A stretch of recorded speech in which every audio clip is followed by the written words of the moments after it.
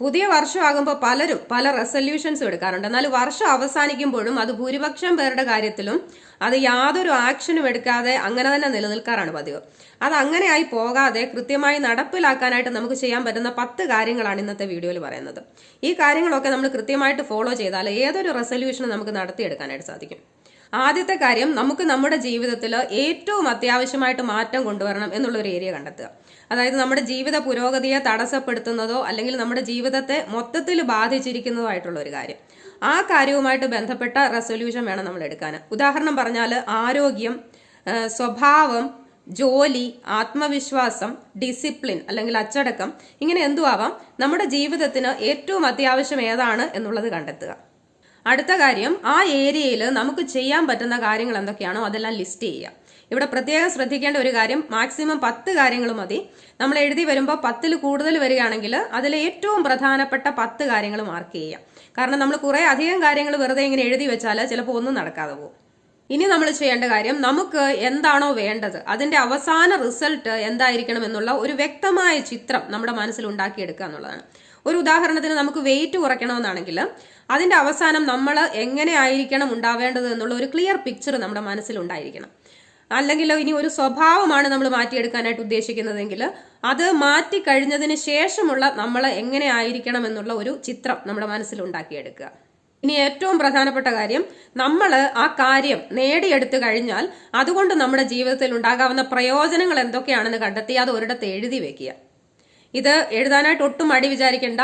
അതുകൊണ്ട് നമുക്കുണ്ടാകാൻ സാധ്യതയുള്ള ഏറ്റവും ചെറിയ പ്രയോജനങ്ങൾ വരെ എത്രത്തോളം വിശദമായിട്ട് എഴുതാമോ അത്ര എഴുതുക.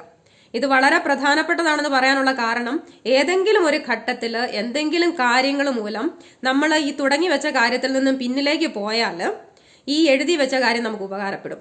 നമ്മൾ എന്തിനാണ് ഇത് തുടങ്ങിയതെന്നുള്ളത് നമ്മളെ ഓർമ്മിപ്പിച്ച് വീണ്ടും തിരിച്ച് നമ്മളെ ട്രാക്കിലേക്ക് എത്തിക്കാനായിട്ട് ഇത് നമ്മളെ സഹായിക്കും. അടുത്ത ഒരു പ്രധാന പോയിന്റ്, ഏതൊരു കാര്യമാണെങ്കിലും നമ്മൾ അതിനൊരു സമയപരിധി നിശ്ചയിക്കുക എന്നുള്ളതാണ്. ഇത് വളരെ അത്യാവശ്യമായിട്ടുള്ളൊരു കാര്യമാണ്. അങ്ങനെയാണെങ്കിൽ നമുക്കത് ചെയ്യാൻ ഒരു ഉത്സാഹം ഉണ്ടായിരിക്കും. ഒരാള് നമ്മളെ ഒരു കാര്യം ഏൽപ്പിച്ചിട്ട് ഒരു ഡേറ്റ് പറഞ്ഞിട്ട് ആ ഡേറ്റിൽ അത് തീർത്തു കൊടുക്കണമെന്ന് നമ്മളോട് പറഞ്ഞാൽ നമ്മൾ അതനുസരിച്ച് പ്ലാൻ ചെയ്യുകയും അത് തീർത്തു കൊടുക്കുകയും ചെയ്യും. എന്നാൽ എപ്പോഴെങ്കിലും തീർക്കാൻ പറ്റുമ്പോൾ തീർത്ത് തരിക എന്ന് പറഞ്ഞിട്ട് നമ്മളെ ഏൽപ്പിച്ചാൽ അത് നമ്മൾ മിക്കവാറും പിന്നെ ചെയ്യാം, നാളെ ചെയ്യാം എന്ന് പറഞ്ഞിട്ട് മാറ്റി വെക്കാനായിട്ട് നല്ല സാധ്യതയുണ്ട്. അതുകൊണ്ട് ഏതൊരു ചെറിയ കാര്യമാണെങ്കിലും അതിന് ഒരു സമയപരിധി നിശ്ചയിക്കുക. അടുത്ത പോയിന്റ്, ഏതൊരു കാര്യത്തിലേക്ക് നമ്മൾ ഇറങ്ങിയാലും അത് സ്ഥിരമായിട്ട് ചെയ്യുക എന്നുള്ളതാണ്. Consistency is the key to success എന്നാണ് പറയുന്നത്. എന്ത് കാര്യമാണെങ്കിലും അങ്ങനെ ചെയ്യുമ്പോഴാണ് നമുക്ക് അതിന്റെ പൂർണ്ണമായുള്ള പ്രയോജനം കിട്ടുന്നത്. ഒരു കാര്യം നമ്മൾ തുടങ്ങി വെച്ച് കഴിഞ്ഞാൽ അതിൽ നമ്മൾ മുടക്കം വരുത്താതിരിക്കാൻ നമ്മളെ സഹായിക്കുന്ന കാര്യങ്ങളൊക്കെ നമുക്ക് അതിനുവേണ്ടി ഇവിടെ ഉപയോഗിക്കാം. എക്സർസൈസ് പോലുള്ള കാര്യങ്ങളാണെങ്കിൽ അതിനുള്ള അലാം സെറ്റ് ചെയ്യാം, അതിനുവേണ്ടിയുള്ള ഗ്രൂപ്പുകളിൽ ജോയിൻ ചെയ്യാം. മറ്റെന്തെങ്കിലും ആക്ടിവിറ്റി ആണെങ്കിൽ അത് ചെയ്യാൻ നമ്മളെ മോട്ടിവേറ്റ് ചെയ്യുന്ന ആളുകളെയൊക്കെ നമുക്ക് കൂടെ കൂട്ടാം. അങ്ങനെ എന്തായാലും. അടുത്ത പോയിന്റ്, നമ്മൾ ചെയ്യുന്ന കാര്യങ്ങളുടെ പുരോഗതി, പ്രോഗ്രസ് ഇടയ്ക്കിടെ വിലയിരുത്തുക എന്നുള്ളതാണ്. കുറച്ച് വലിയ സമയപരിധിയുള്ള കാര്യങ്ങളിൽ ഇത് വളരെ പ്രധാനപ്പെട്ട കാര്യമാണ്. മാസത്തിൽ ഒരിക്കൽ, 3 മാസം കൂടുമ്പോൾ, അങ്ങനെ ആ രീതിയിൽ നമുക്കതിനെ വിലയിരുത്താം. അങ്ങനെ നമ്മൾ ചെയ്താൽ നമ്മൾ ഉദ്ദേശിച്ച രീതിയിലുള്ള ഒരു പ്രയോജനം നമുക്ക് കിട്ടുന്നില്ല എങ്കിൽ നമ്മൾ ചെയ്യുന്ന രീതിയിൽ എന്തെങ്കിലും മാറ്റം കൊണ്ടുവരണമെങ്കിൽ അത് നമുക്ക് കൊണ്ടുവരാനായിട്ട് സാധിക്കും. അടുത്ത പോയിന്റ്, നമ്മൾ ചെയ്യുന്ന കാര്യങ്ങളുടെ റിസൾട്ട് നമ്മൾ ശ്രദ്ധിക്കണം, പക്ഷെ അതിൽ അമിതമായിട്ട് ശ്രദ്ധ കൊടുക്കാതിരിക്കുക. പലർക്കും പറ്റുന്ന ഒരു പ്രശ്നമാണിത്. പെട്ടെന്ന് തന്നെ റിസൾട്ട് വേണം, അല്ലെങ്കിൽ നമ്മൾ ഉദ്ദേശിച്ച രീതിയിൽ നിന്നും ഒരല്പം മാറിയാൽ തന്നെ അതിൽ മനസ്സുമടുത്ത് സമ്മർദ്ദം കൂട്ടുക, ചെയ്തു തുടങ്ങിയ കാര്യങ്ങളിൽ നിന്നും പിന്നിലേക്ക് പോവുക എന്നൊക്കെയുള്ള കാര്യങ്ങൾ. നമ്മൾ മനസ്സിലാക്കേണ്ട ഒരു കാര്യം, നമ്മൾ ആഗ്രഹത്തോടെയും താല്പര്യത്തോടെയും ആത്മാർത്ഥതയോടെയും ഒരു കാര്യം ചെയ്താൽ റിസൾട്ട് തീർച്ചയായിട്ടും നമുക്ക് കിട്ടിയിരിക്കും എന്നുള്ളതാണ്. അതുകൊണ്ട് നമ്മൾ ചെയ്യേണ്ട കാര്യങ്ങൾ ആത്മാർത്ഥമായിട്ട് ചെയ്യാനായിട്ട് നോക്കുക. അവസാനത്തെ പോയിന്റ്, നമ്മൾ ചെയ്യുന്ന കാര്യങ്ങളൊക്കെ നിരീക്ഷിക്കാനായിട്ട് നമ്മളെ നന്നായിട്ട് മനസ്സിലാക്കുന്ന ഒരാളെ കിട്ടുമെങ്കിൽ വളരെ നല്ലതാണ്. അത് നമ്മുടെ മാതാപിതാക്കളോ പങ്കാളിയോ സുഹൃത്തോ സഹോദരങ്ങളോ മക്കളോ ആര് വേണമെങ്കിലും ആകാം.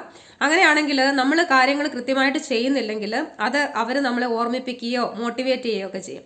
എന്നാൽ ചില കാര്യങ്ങളിൽ നമ്മൾ തനിയെ മാത്രം ശ്രമിച്ചാൽ നമ്മൾ ചെയ്യുന്നത് കൊണ്ടുള്ള പൂർണ്ണ പ്രയോജനം കിട്ടണമെന്നില്ല. അങ്ങനെയുള്ള സാഹചര്യങ്ങളിൽ ആ കാര്യങ്ങളെപ്പറ്റി നല്ല അറിവുള്ള ഒരാളെ കിട്ടുമെങ്കിൽ വളരെ നല്ലതാണ്. അങ്ങനെയാണെങ്കിൽ നമ്മൾ കാര്യങ്ങൾ കൃത്യമായിട്ട് ചെയ്യുന്നുണ്ടോ എന്ന് ആ ആൾ അന്വേഷിക്കുകയും ചെയ്യും. അതുപോലെ തന്നെ നമ്മൾ ചെയ്യുന്ന രീതിയിൽ എന്തെങ്കിലും മാറ്റം വരുത്തേണ്ടതുണ്ടെങ്കിൽ അതിനുള്ള കാര്യങ്ങളൊക്കെ നമുക്ക് പറഞ്ഞു തരികയും ചെയ്യും. എന്നാൽ ഇത് എല്ലാവർക്കും ഒന്നും സാധിക്കണമെന്നില്ല. പക്ഷെ അങ്ങനെ കിട്ടാനുള്ള എന്തെങ്കിലും സാധ്യത ഉണ്ടെങ്കിൽ അത് ഉപയോഗിക്കുക. ഈ പറഞ്ഞ രീതിയിൽ എല്ലാം ഒന്ന് ഫോളോ ചെയ്താൽ എന്ത് കാര്യമാണെങ്കിലും അത് നമുക്ക് ജീവിതത്തിൽ നേടിയെടുക്കാനായിട്ട് സാധിക്കും. അപ്പോൾ ഈ പുതിയ വർഷം എല്ലാവർക്കും അനുഗ്രഹത്തിന്റെയും സമൃദ്ധിയുടെയും വർഷമായി തീരട്ടെ എന്ന് ആശംസിക്കുന്നു. എല്ലാവർക്കും വിജയാശംസകൾ. എല്ലാവരെയും ദൈവ സമൃദ്ധിയായി അനുഗ്രഹിക്കട്ടെ.